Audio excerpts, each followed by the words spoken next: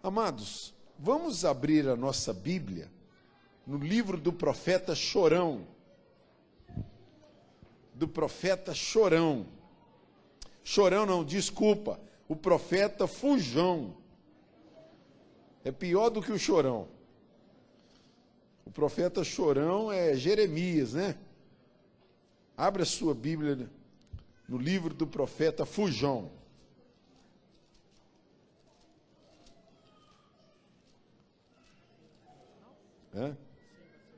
Vai.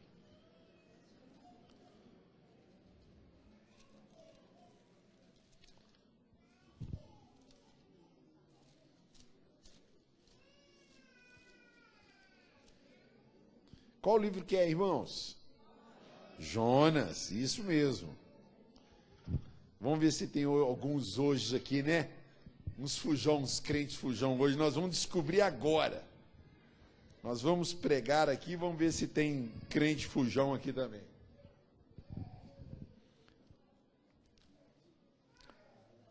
Amados, Jonas capítulo 1, versículo 1 e 2.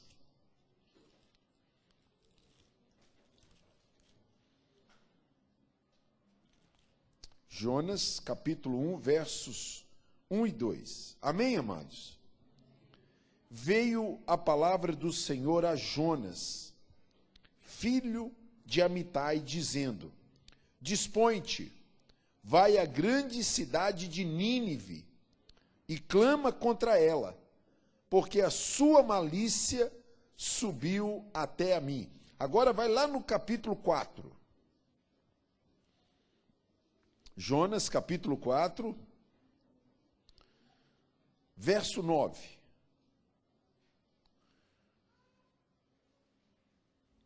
Jonas 4:9. Então perguntou Deus a Jonas: É razoável essa tua ira por causa da planta?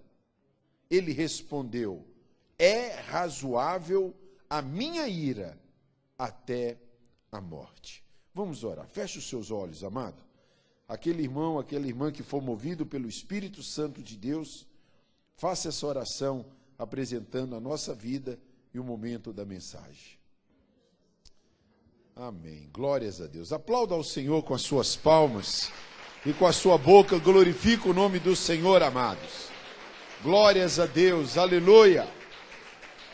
Amados, essa palavra que nós acabamos de ler aqui, esses 3 versículos, é uma história, assim, muito triste, de um homem chamado Jonas.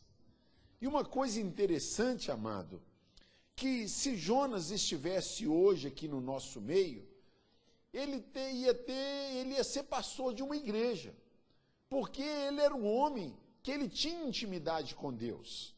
Porque no tempo do Velho Testamento, Deus não falava, não era com qualquer pessoa. Deus escolhia a dedo com quem ele falava. E o versículo que nós começamos a ler aqui, no primeiro, a palavra fala assim: veio a palavra do Senhor a Jonas. Então Deus tinha costume de conversar com Jonas. Jonas era um homem que tinha intimidade com Deus. E uma coisa interessante, que Deus dá uma missão para Jonas. Ele chega para Jonas e fala: Jonas, eu quero que você saia da cidade onde que você está, e eu quero que você vá para Nínive. Eu quero que você vá ali e pregue o evangelho. Eu quero que você vá ali e pregue o arrependimento. Porque esse pessoal lá de Nínive, eram mais ou menos 120 mil habitantes, eu quero levar a minha palavra para eles se converterem. E quando Deus passa essa missão para Jonas, Jonas fala assim com Deus. Ou melhor, Jonas não fala nada com Deus. Jonas faz uma mala, ele pega a sua mala, pega meia dúzia de roupa, faz a sua mala e vai para o porto. E quando ele chega lá, vez ele comprar uma passagem para Nínive, que era a vontade de Deus, mas ele compra uma passagem para Tarsis. Então eu quero que os irmãos coloquem aqui na sua cabeça só no sentido figurativo. Nínive significa a vontade de Deus. Eu quero que vocês façam essa ligação aí dentro da sua cabeça. Nínive é a vontade de Deus.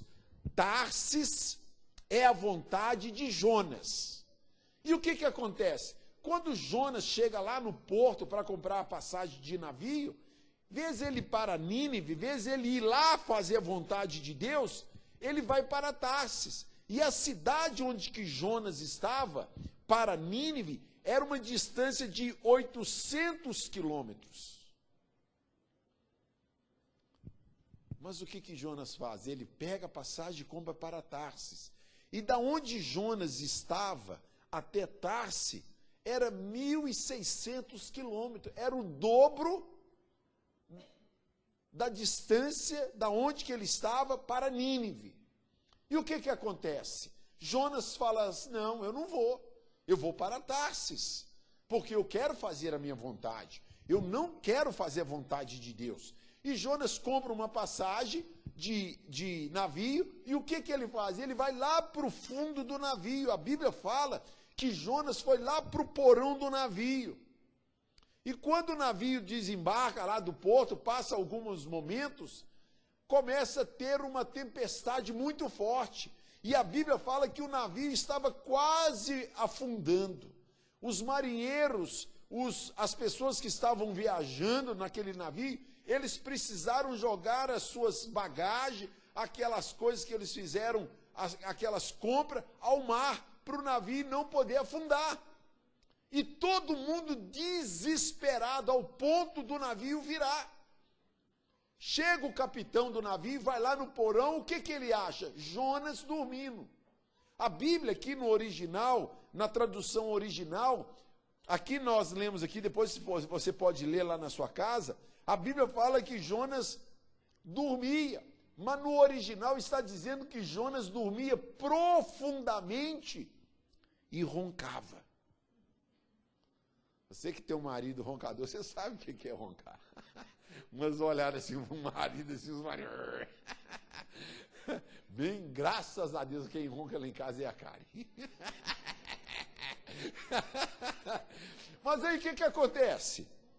Quando Jonas estava dormindo profundamente lá no navio, o capitão do navio acorda Jonas e repreende Jonas. Jonas, o que está acontecendo com você, Jonas?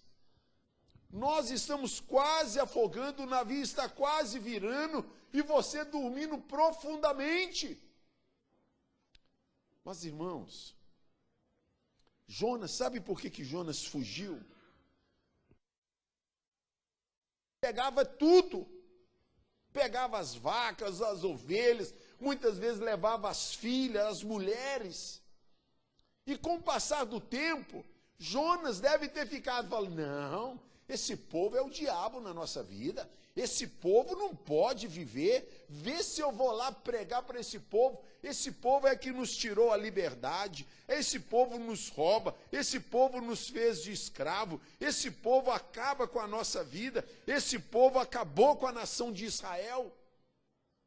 E qual é a missão de Deus para Jonas? É que Jonas fosse a Nínive para pregar para o seu inimigo, para pregar para um povo que tinha assolado Israel várias vezes.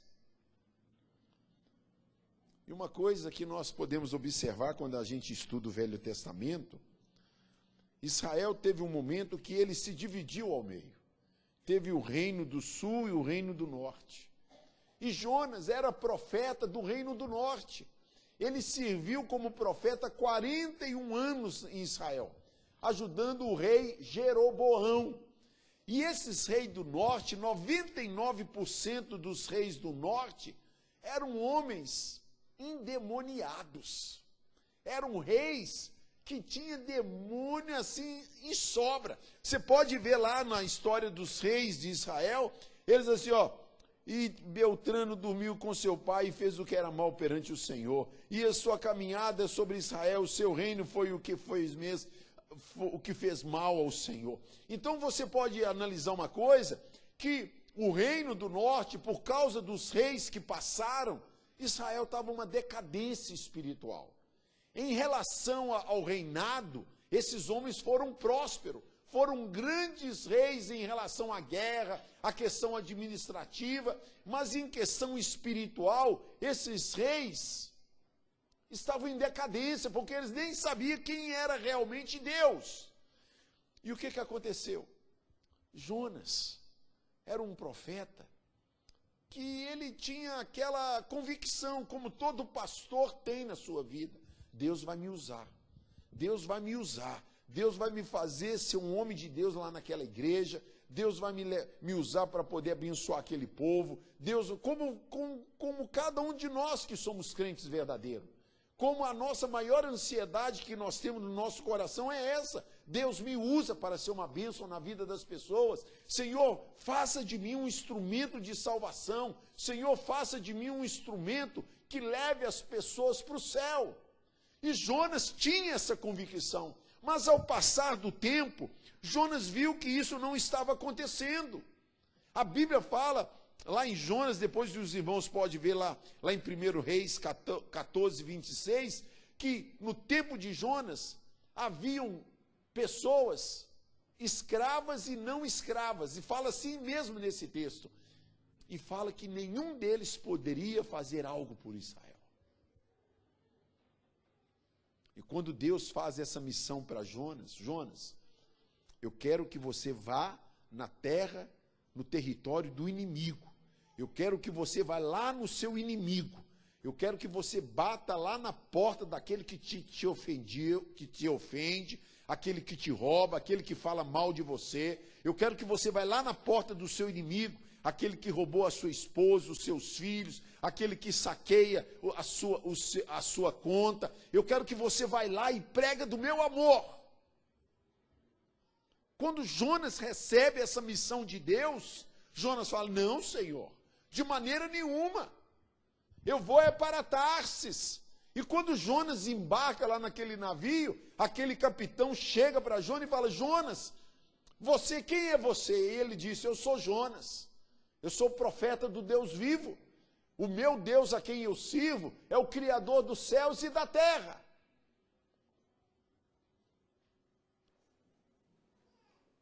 E aquele comandante do navio fala assim: Jonas, então é por sua causa que nós estamos padecendo por isso. Aí o capitão do navio chega e pergunta para Jonas: Jonas, o que nós devemos fazer com você? Você é o causador dessa tempestade, você é o causador desse prejuízo. Jonas fala bem claro, e me parece pelo texto, ele fala bem calmamente: pode me jogar no mar.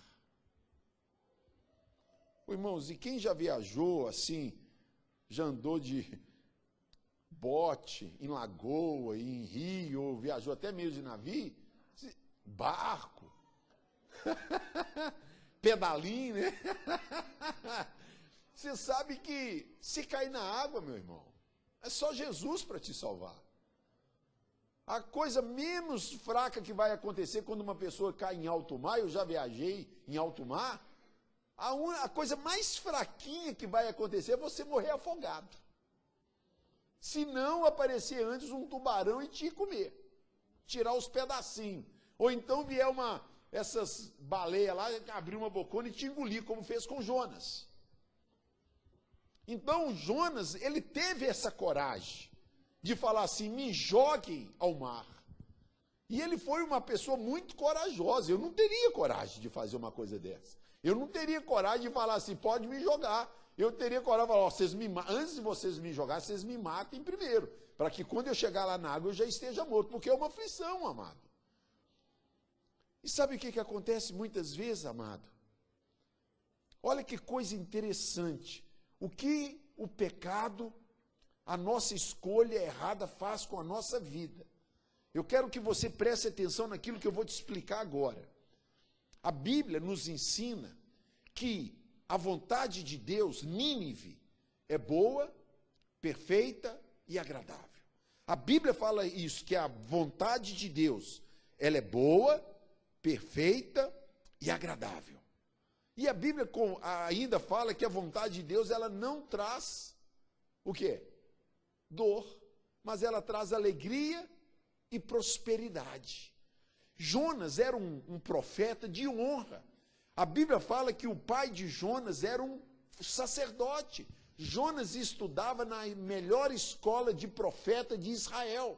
Jonas tinha um passado de pastor. A família de Jonas era de uma linhagem sacerdotal.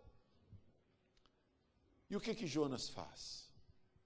Ele prefere fazer a vontade dele do que a vontade de Deus.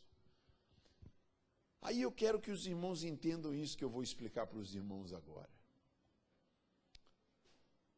A vontade de Deus era 800 quilômetros. A vontade de Jonas foi o dobro, 1.600 quilômetros. Quando Jonas entra naquele navio, a tendência de Jonas foi para ir para baixo. Ele foi lá para o porão. A Bíblia fala que ele dormia profundamente e roncava. A tendência, ele não sabia que ele ia descer mais ainda profundamente. Porque quando os marinheiros jogaram Jonas em alto mar, a Bíblia fala que veio um grande peixe. Não é uma baleia, porque baleia não é peixe, baleia é mamífero.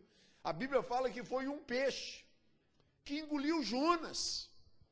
E esse peixe leva Jonas mais ainda profundamente. Olha a situação de Jonas. Ele desceu mais ainda. Ele preferiu ser engolido por um peixe, por um monstro marinho, seja o que for. Ele preferiu descer mais ainda, correr o risco de morte, do que fazer a vontade de Deus. Olha o que as nossas escolhas erradas nos conduz. A gente prefere escolher a nossa vontade e não saber as consequências que irão acontecer conosco, do que a gente escolher a vontade de Deus e saber que a vontade de Deus é boa, perfeita e agradável. Olha a cabeça de um homem de Deus que tinha conhecimento da palavra. Jonas preferiu correr o risco de morte, correr o risco de acontecer desgraças na vida dele, do que acontecer algo bom na vida de Jonas. Irmãos, muitas vezes tem acontecido isso na vida de muitos irmãos. Eles preferem fazer a vontade da carne, realizar algum sonho pessoal, do que fazer a vontade de Deus. Quando Jonas foi chamado por Deus, Deus estabeleceu sobre a vida de Jonas: Jonas, eu estou estabelecendo a minha autoridade, a minha vontade sobre a minha vida, sobre a sua vida, Jonas. E eu quero te falar uma coisa, Jonas. Eu quero que você vá a Nínive. E Jonas não foi. Jonas não foi. Porque Nínive era algo que incomodava Jonas. Nínive era uma pedra de tropeço na vida de Jonas. Talvez Nínive era o câncer na vida de Jonas. Talvez Nínive era não sei o que lá de ruim na vida de Jonas. E Deus estabeleceu que Jonas fosse para Nínive, porque Deus queria tratar com Jonas. E Jonas falou assim para Deus: Deus, eu não quero que o Senhor trate comigo, que eu não quero ser filho, eu quero ser um abastardo. Porque a Bíblia fala: se vós sois sem correções, não sois filhos, mas abastardos. E quando Deus deu essa missão para Jonas, Jonas se sentiu, falou: não, Senhor, isso eu não faço. E muitas vezes, amado, Deus tem colocado Nínive na sua vida. Talvez esse Nínive é para você perdoar alguém. Porque talvez você está com alguém aqui, no gogó, já está quase, ou então é alguma coisa que você tem na sua vida, algum vício, algum problema, alguma falta de perdão, alguma coisa que você precisa resolver, alguma coisa que Deus está te pedindo. Que Deus está falando, eu quero que você entre para o ministério, eu quero que você seja um líder, eu quero que você pregue, eu quero que você tome uma posição, eu quero que você pare de tomar cerveja, pare de ver filme pornográfico, eu quero que você pare de entrar em site de relacionamento, porque você é casado, você é casada, eu quero que você pare de andar com aquela pessoa, eu quero que você pare com isso, e isso para você talvez é Nínive. E você fala, não, Deus, eu não vou em Nínive, eu não abro mão de Nínive, eu não quero saber de Nínive. Sabe, amado, se você vê os profetas do Reino do Norte, foram homens que Deus pediu coisas doidas. Olha a situação de Jeremias. Jeremias era um profeta do Reino do Norte. E o que aconteceu com Jeremias? Jeremias era um profeta que ninguém acreditava nele.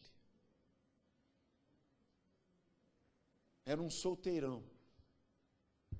Não casou.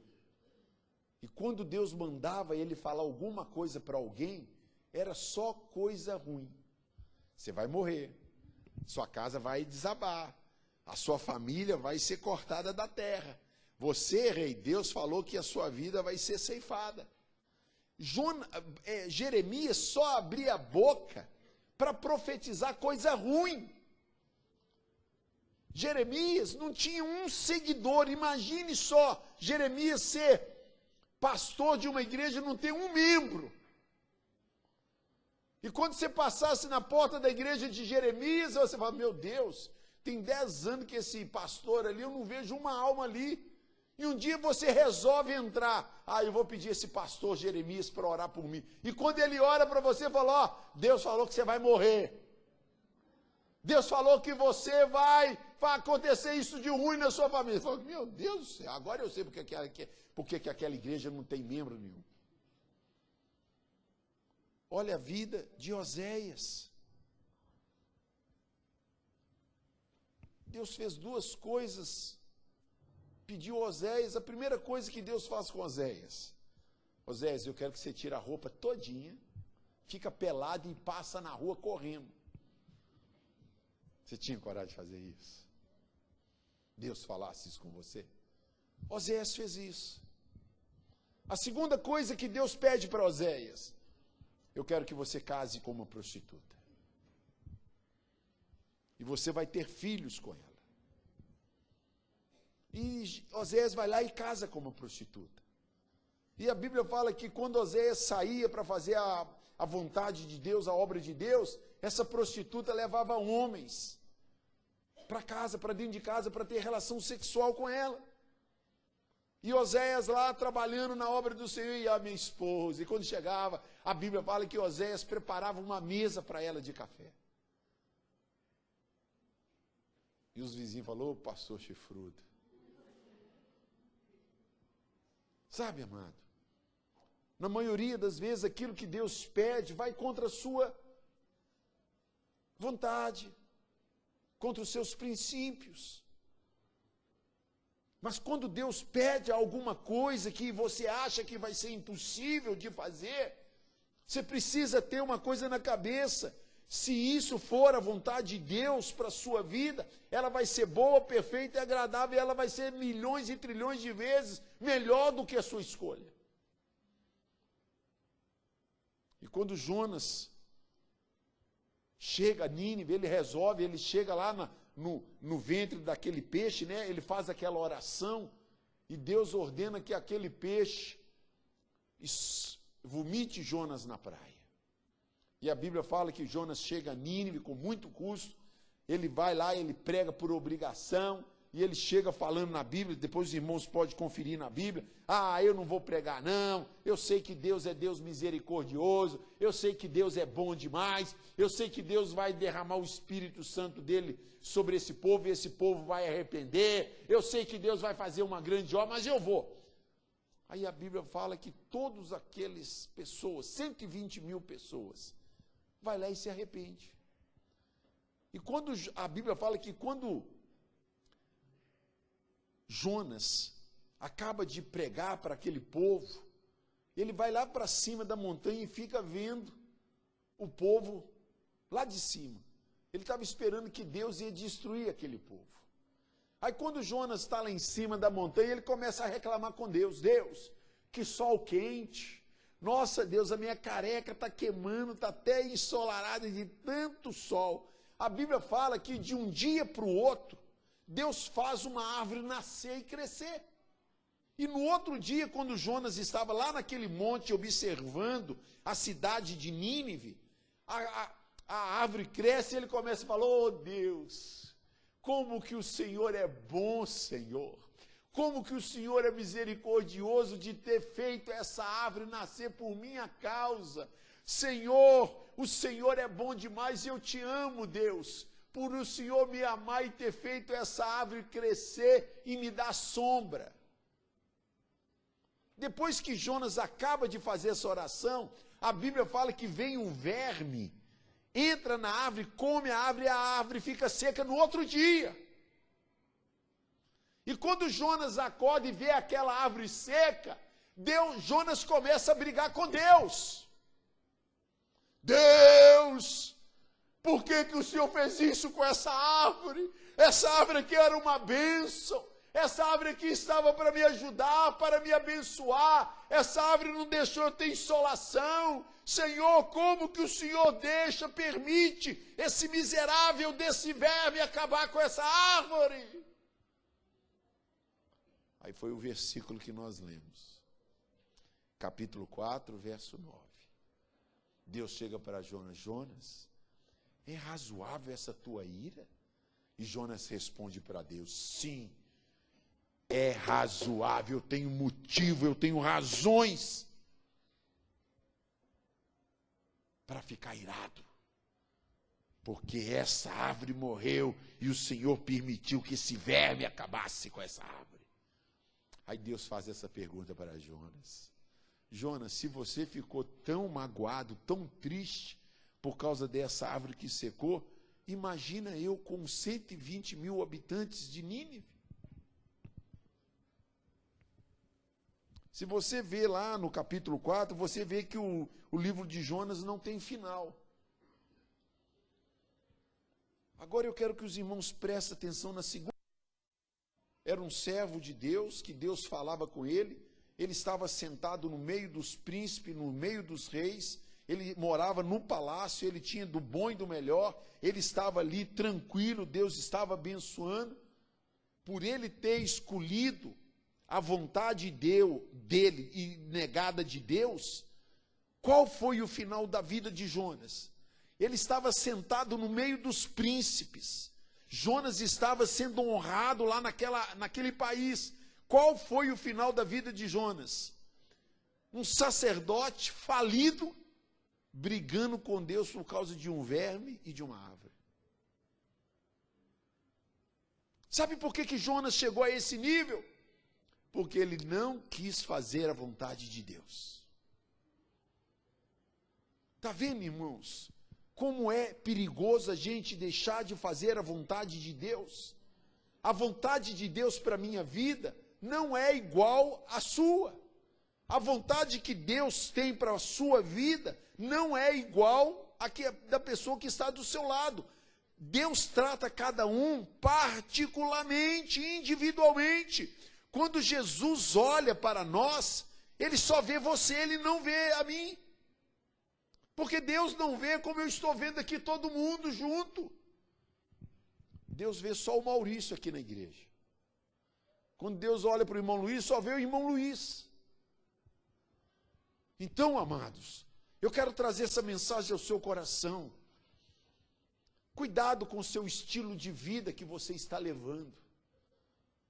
Cuidado, porque se você buscar de Deus, Deus vai revelar a vontade dele para você, porque a vontade de Deus ela é boa, perfeita e agradável. Jonas preferiu fazer a vontade dele do que fazer a vontade de Deus. E você vê o final da vida de Jonas. Irmãos, imagine você morando no palácio, você trabalhando lá no Senado Federal, ou então lá no palácio, lá em Brasília, você lá no meio dos grandes, Deus te honrando, você sendo aquele homem de Deus, aquela mulher de Deus, que não se contamina com as coisas, Deus te honrando lá, você bem sucedido no meio dos grandes. Aí você vai lá e arruma uma situação, você faz algo, uma coisa errada lá, e antes de fazer, Deus fala assim com você: não faça isso, você está errado, você é crente, você é homem de Deus, você é mulher de Deus, você é meu filho, você é minha filha, o meu Espírito habita dentro de você, você é selado pelo Espírito Santo, não faça isso, cuidado, não ande, não vá por esse caminho, não tome essa atitude, saia dessa posição que você está andando, que vai acontecer. Aí você não obedece a Deus, você finge égua. Aí depois, você está lá na sarjeta, desempregado, sem dinheiro, desonrado, e as pessoas chegam para você e falam assim: o que aconteceu com você? Que você trabalhava lá em Brasília, no meio do presidente, dos senadores, você era uma pessoa honrada, você era uma pessoa bem-sucedida, agora você está na sarjeta, desempregado, agora você está passando dificuldade, agora você está até precisando arranjar lugar para dormir, para morar.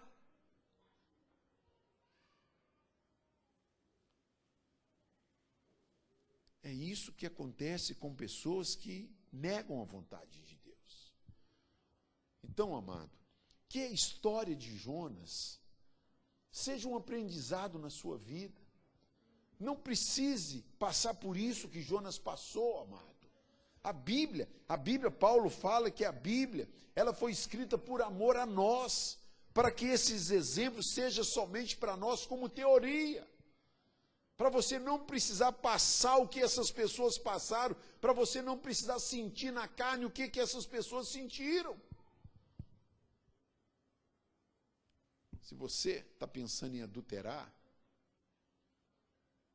se você está pensando em pular a cerca do seu casamento, estude a história de Davi, você vai ver o que aconteceu com ele.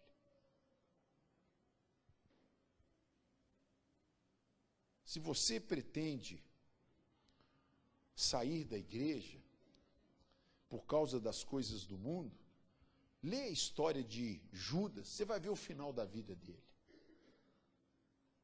Se você pretende ficar rico, querer ficar rico, ao ponto de deixar o evangelho de lado, estude a vida de Salomão, você vai ver o final da vida de Salomão. Você esposa, pretende ser aquela mulher rebelde, que não é adjuntora, não é auxiliar do seu marido? Lê a vida de Jezabel, você vai ver o final da vida dela.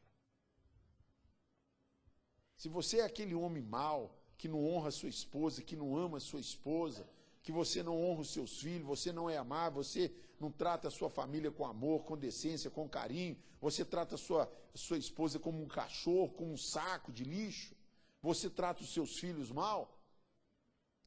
Lê a história de Saul, de Nabal. Eles foram assim com suas esposas, com seus filhos. Vê o final da vida deles.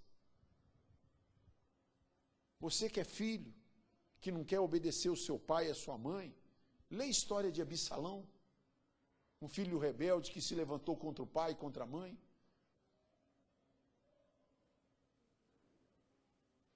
Você quer ser um sacerdote falido? Lê a história do sacerdote Eli. Foi um pastor que não cuidou da sua igreja, das suas ovelhas. Você quer ser uma ovelha rebelde? Você não quer estar submisso ao seu pastor, à palavra de Deus? Você que não quer se manter em comunhão com a igreja? Leia a história de várias pessoas que foram assim contra a igreja, contra os seus líderes. Você vai ver, amados, A Bíblia tem resposta para tudo, exemplo para tudo. E nós não precisamos passar por isso que essas pessoas passaram. Porque a Bíblia ela foi escrita para nos dar exemplo, para a gente aprender somente na teoria. Então eu quero trazer essa palavra para cada uma das minhas ovelhas aqui. Cuidado com as suas escolhas. Cuidado com as suas atitudes. Porque as nossas atitudes, sendo elas boas ou ruins, santas ou pecaminosas, haverá fruto dessas ações. Haverá colheita dessas ações, dessa semente que você está plantando. Jonas poderia ser um homem bem-sucedido.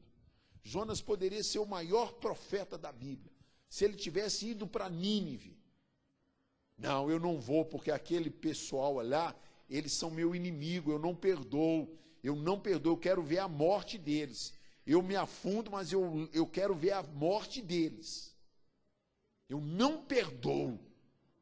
Eles me mataram, eles roubaram o meu país, a minha nação, eles acabaram com o meu reino, eles acabaram com a minha família. E Deus mandou Jonas a Nínive, porque Deus queria curar o coração de Jonas. Deus queria curar Jonas. Deus não estava muito preocupado com a salvação do povo de Nínive, não. Mas Deus ajuntou o útil com o agradável. O meu plano principal é curar o coração de Jonas. E Jonas, se ele curar o coração dele, ele vai a Nínive. E lá ele vai fazer outra coisa. Vai ser uma paulada matando 2 coelhos. Mas o que Jonas fez? Não quero fazer a tua vontade, Senhor. Deus falou, então você vai pagar um preço alto por você estar me desobedecendo. Conclusão da mensagem, irmãos. Não vale a pena arriscar. Não vale a pena arriscar. Não brinque com Deus. Sabe por que eu falo isso? Para você não brincar com Deus, para você que não vale a pena. Eu não estou querendo fazer terrorismo espiritual, medo, chantagem espiritual no coração, na mente e na alma dos irmãos, não. É só por causa de uma coisa que eu estou falando isso. Porque você é importante para Deus. Deus não abre mão da sua alma. Se for preciso, Deus te leva no quinto dos infernos, mas Ele te salva. Que Deus não abre mão da sua vida, meu irmão. Você é escolhido de Deus, você é amado de Deus. Você é a menina dos olhos de Deus. Igual a música que nós acabamos de cantar, quando Deus olha para nós, Ele vê em nós Jesus. Irmãos, analisa como ser humano, esquece esse negócio de crente, como ser humano. Qual é o lugar mais bonito que você conhece na sua vida, que você já foi? Não precisa me responder, não. Que você fala assim, nossa, pastor, aquele lugar que eu fui, pastor, eu queria morar lá para o resto da vida. Sabe esse lugar que você acha bonito? Ou então você viu pela televisão, ou alguém te mostrou uma foto? Tem lugar 1000 vezes melhor do que esse aí. Deus é tão esquisito, que Ele preferiu habitar no seu coração, no meu coração, do que naquele lugar.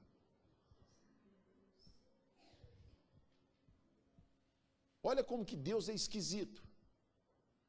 Mais esquisito ainda, ter escolhido você morar no céu. O que Deus viu em você, Wallace, para Ele te escolher para você morar no céu com Ele?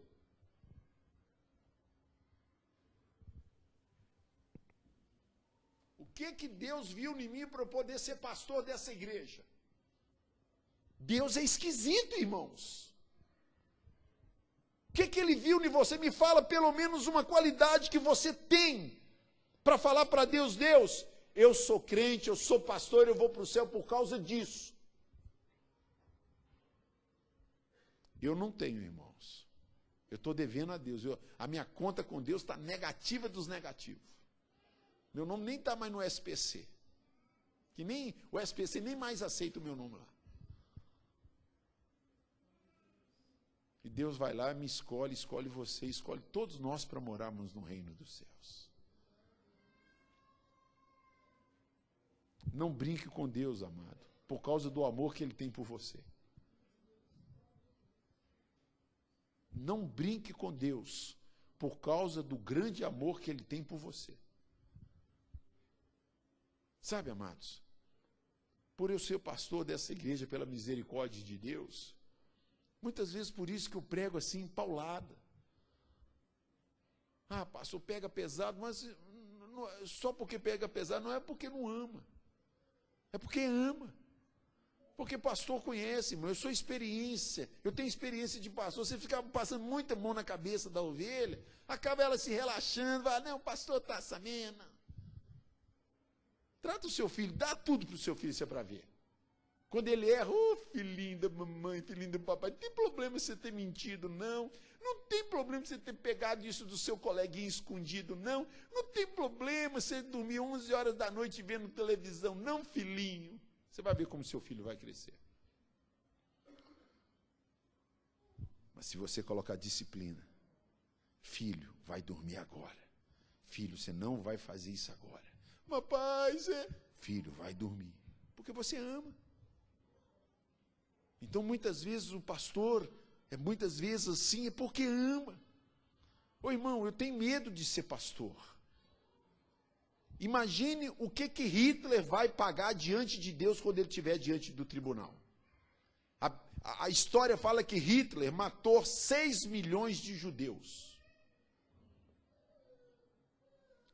Imagine o que Hitler vai pagar diante de Deus quando ele estiver diante do tribunal de Deus. Agora imagine eu, que mexo com almas, que é muito mais importante do que corpo. Uma alma vale mais do que o mundo inteiro. Eu não estou mexendo com carne, eu estou mexendo com alma. Eu sou médico de alma, eu não sou médico de corpo. Então, quando um pastor chega e fala com a ovelha, no tom que for, porque o pastor sabe o que ele está falando. Quando você vai no médico, você sabe como o médico fala. Você vergonha, você sabe que você não pode comer açúcar, que você comeu. Agora você vai tomar uma injeção, agora nós vamos te abrir, mas não faz. Você quer viver ou quer morrer?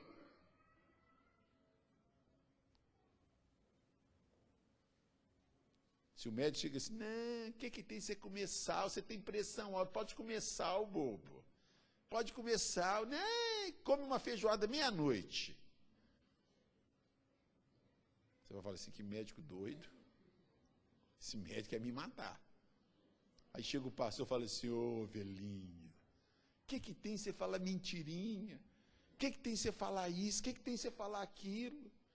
Não, o pastor só pega pesado comigo, porque o pastor conhece as suas ovelhas. O pastor só tem cara de bobo, irmãos. Só tem cara de bobo. O pastor sabe como chegar nas suas ovelhas, porque eu conheço os irmãos. Deus, não é porque eu sou espertão, não. Deus fala, Deus mostra. Quando o pastor chega numa ovelha daquele jeito, porque está precisando dar uma pegada. E muitas vezes a ovelha fica assustada. Nossa, o pastor pegou pesado. É porque muitas vezes ele não está vendo o lado espiritual da vida dele. Então, amados, em nome de Jesus, faça a vontade de Deus. A vontade de Deus, ela é boa, perfeita e agradável. Ela não traz dor, mas ela traz alegria e prosperidade. Amém, amados? Vamos fechar os nossos olhos. Nesse momento nós vamos participar da mesa do Senhor. Em nome de Jesus, amado. E eu gostaria que você, nesse momento, oferecesse a sua vida, mais uma vez, ao Senhor, amado. Em nome de Jesus. Na hora